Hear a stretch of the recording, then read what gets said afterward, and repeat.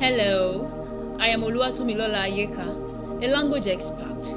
Research has it that language and culture are intertwined. That is, language forms a basic element of culture, and culture is being transferred, preserved, and narrated through language.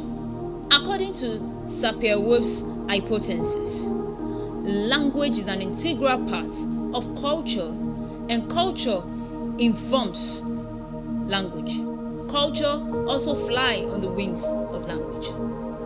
How does this apply to the Bible? There is a culture that informs the language in which the Bible was written down, and there is also a culture that informs how we put interpretations into the Bible.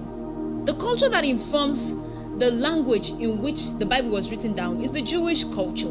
And despite the fact that it has been translated into the English culture, we still have relics of the Jewish culture in the English language. For example, we have words like cedar, olive tree.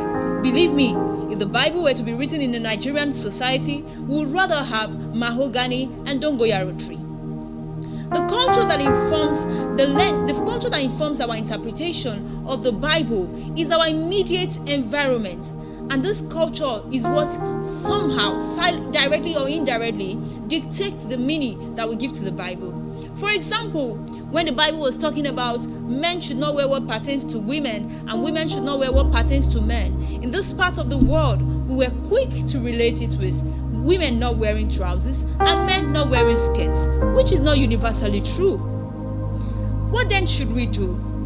Because if we interpret the scripture from the lens of the culture in which it was written, we'll become religious. And if we interpret the scripture from the lens of the culture we find ourselves, we'll become racial, tribalistic, discriminative, and stereotyped. How then should we relate this to? Now listen, there is a culture that informs the language that God is speaking to mankind through the scripture. This culture is the love culture. The love language is God's language. If we all try to interpret the scripture from the lens of the love culture, we would have a perfect interpretation of the scripture. Thank you.